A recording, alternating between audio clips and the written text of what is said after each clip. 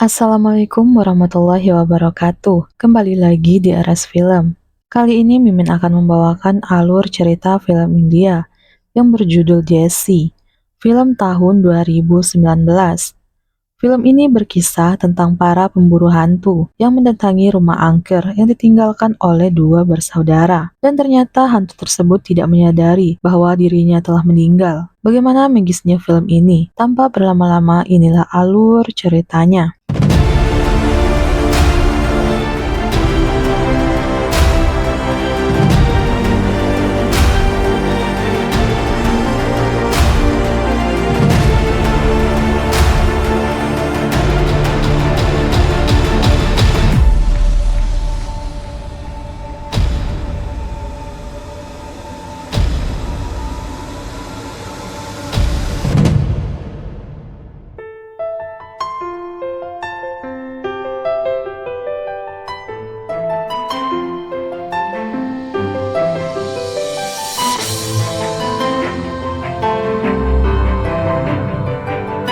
Di jalan yang sepi, sebuah mobil melintas, kemudian mengalami kecelakaan.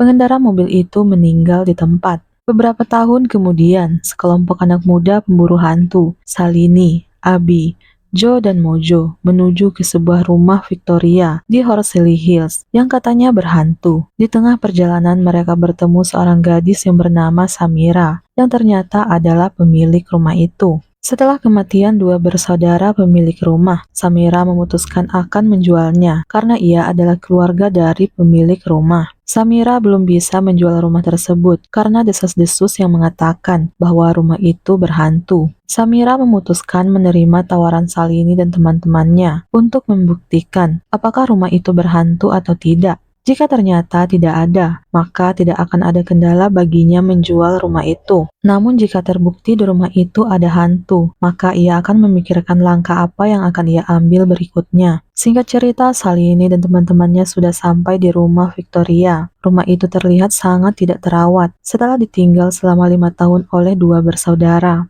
Salini dan yang lainnya menyiapkan beberapa alat yang akan mereka gunakan untuk mendeteksi keberadaan hantu. Mereka menuju ke kolam renang yang terlihat airnya sudah hampir kering. Namun anehnya, di dalam kolam renang terdapat kursi yang masih bersih. Mereka melanjutkan pemburuan ke dalam rumah. Kondisi rumah mewah yang tidak terawat, namun tidak ada satupun barang yang tampak hilang.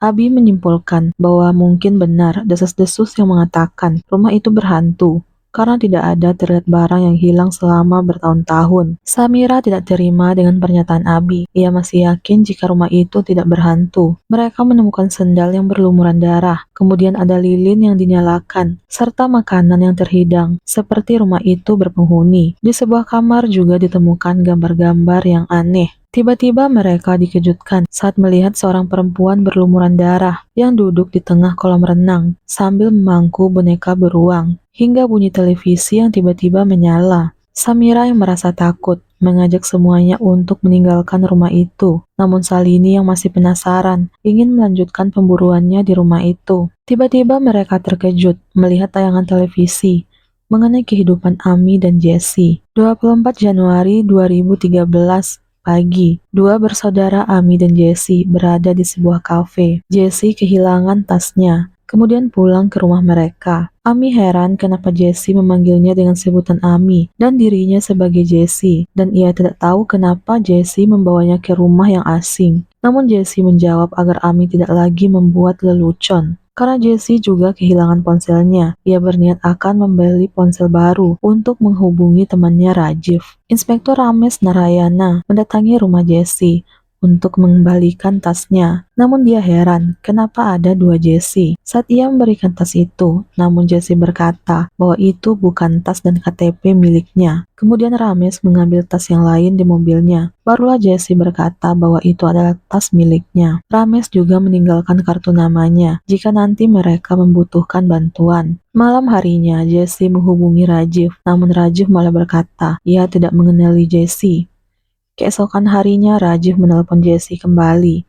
Ia meminta maaf karena semalam ia sedang mabuk. jadi berkata bahwa dia tidak mengenal Jesse. Rajiv mengatakan bahwa mereka telah membuat janji bertemu dengan Dr. Kiran Kumar untuk mengobati Ami. Karena Ami mengalami keanehan, dia yang seharusnya berusia 25 tahun, namun berkepribadian seperti usia 16 tahun. Namun setelah diperiksa, dokter berkata bahwa Ami baik-baik saja.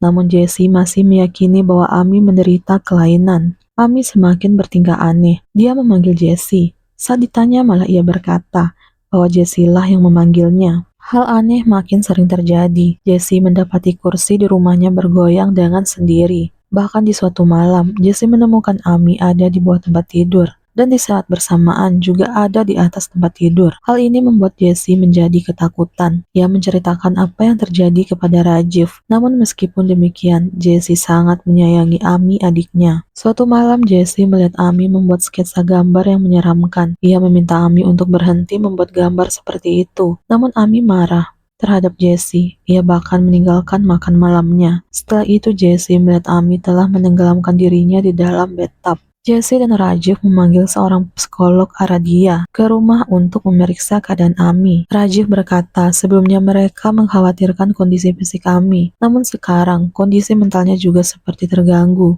Ami seperti orang yang mengerti dunia gaib dari gambar-gambar yang ia buat. Psikolog itu berbicara dengan Ami di kamarnya. Namun saat ia keluar, wanita itu terlihat sangat histeris, bahkan merasa takut kepada Ami. Keesokan harinya, polisi Ramesh mendatangi rumah Jesse. Ia memberitahukan bahwa psikolog Aradia yang kemarin ke rumah Jesse barusan ditemukan meninggal dalam sebuah kecelakaan. Ia menemukan simbol di mobil psikolog tersebut.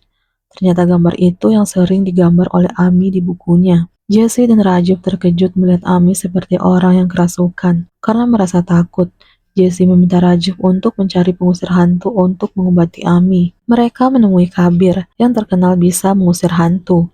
Kabir berusaha menyadarkan Ami, namun wanita itu malah ingin menyerang Kabir. Kabir kemudian meminta Jesse duduk di sebelahnya dan meminta Rajiv membawa Ami juga duduk di depannya. Kabir kemudian mengambil tali, namun yang diikatnya malah Jesse. Jesse bertanya kenapa Rajiv malah mengikatnya bukannya Ami. Kabir meminta Jesse untuk melihat Ami, karena apa yang ia lihat bukanlah yang sebenarnya. Ternyata Jesse adalah roh yang merasuki tubuh wanita itu. Kemudian adegan kembali ke masa sekarang. Samira kemudian menemukan nomor Rajiv di dalam buku yang ada di laci. Mereka menghubungi nomor Rajiv, namun tidak aktif. Mereka juga menemukan nomor ponsel Inspektur Ramesh Narayana, kemudian menghubunginya. Inspektur Ramesh mendatangi rumah itu. Di saat itu ia bercerita kejadian selanjutnya. Keesokan paginya, wanita yang dirasuki oleh Jesse akhirnya sadar. Ternyata ia bernama Shruti. Ia memiliki saudara kembar bernama Amruta. Shruti bahkan tidak mengenal Rajiv, Inspektur Ramesh, Kabir, dan psikolog Aradia. Ternyata guys, pada tanggal 24 Januari 2013, Jesse dan Ami mengalami kecelakaan, kemudian meninggal di tempat. Di saat bersamaan, mobil Shruti dan Amruta lewat. Di dekat kejadian tersebut, tiba-tiba Shruti yang sedang mengendarai mobil seperti orang yang mengalami pingsan beberapa saat. Di saat itulah roh Jesse merasuki tubuh Shruti. Itulah mengapa ia menganggap dirinya sebagai Jesse, dan Amruta dilihatnya sebagai Ami. Inspektur Ramesh juga merasa heran, bagaimana mungkin Jesse yang mengalami kecelakaan pada jam 6 pagi dan meninggal di tempat, namun bisa melaporkan kehilangan tasnya pada jam 8 pagi. Di saat Inspektur Ramesh mengantarkan tas milik Shruti, ia mengatakan, itu bukan miliknya, namun di saat ia memberikan tas milik Jesse, Shruti mengatakan itulah tasnya yang hilang. Hal ini membuat Ramesh semakin bertanya-tanya apa yang sebenarnya terjadi. Apalagi Amruta membuat isyarat, mengatakan meminta tolong kepada Ramesh. Rajiv bahkan juga mengatakan dia mendapat telepon dari Jesse, padahal yang ia tahu bahwa Jesse telah meninggal. Amruta menghubungi Rajiv dan Inspektur Ramesh untuk membantunya, karena saudara kembarnya Shruti selalu menganggap dirinya Jesse, dan Amruta dianggapnya sebagai Ami. Hal ini semakin jelas bahwa sebenarnya Jesse merasuki tubuh Shruti, dan ia tidak menyadari bahwa ia telah meninggal. Jesse sendiri semasa hidup tidak mempercayai keberadaan hantu. Untuk membuat roh Jesse keluar dari tubuh Shruti, mereka harus membuat Jesse percaya dengan adanya hantu, kemudian membuatnya percaya bahwa dirinya lah adalah hantu. Kemudian baru Kabir bisa membuat Jesse meninggalkan tubuh Shruti. Di Di sini dapat dipahami mengenai Ami yang kesurupan, sketsa gambar horor, Ami yang berada di bawah dan di atas tempat tidur secara bersamaan, serta kematian psikolog karena dia hanyalah sandiwara, dengan tujuan untuk membuat Jesse percaya adanya hantu. Mendengar semua cerita Inspektur Rames, Salini masih menyempatkan dirinya membuat video temuannya. Padahal Rames sudah mengingatkan mereka untuk segera pergi dari rumah itu. Namun Salini bersikukuh masih ingin meliput rumah itu. Rames berkata bahwa setiap yang masuk ke rumah itu akan sulit untuk keluar dan 80% korban adalah wanita. Mereka kemudian menyadari bahwa Samira tidak ada bersama mereka. Namun Rames berkata, hanya mereka berempat yang ada sejak tadi. Namun Salini dan yang lainnya meyakini bahwa mereka bersama Samira. Rames kemudian menemukan foto Jesse dan Ami, dan ternyata Samira yang bersama mereka sejak tadi adalah rohnya Jesse. Rames mengajak yang lainnya untuk segera keluar dari rumah itu. Di saat mereka sampai di luar, mereka baru menyadari bahwa Salini dan Joe masih tertinggal di dalam. Alhasil ketiga lelaki itu pun masuk kembali ke rumah itu. Ternyata Joe telah kerasukan roh Jesse. Dia menganggap Salini adalah Ami. Satu persatu mereka menghilang diganggu oleh roh Jesse, yang menyebabkan tidak ada satupun yang berhasil selamat keluar dari rumah itu.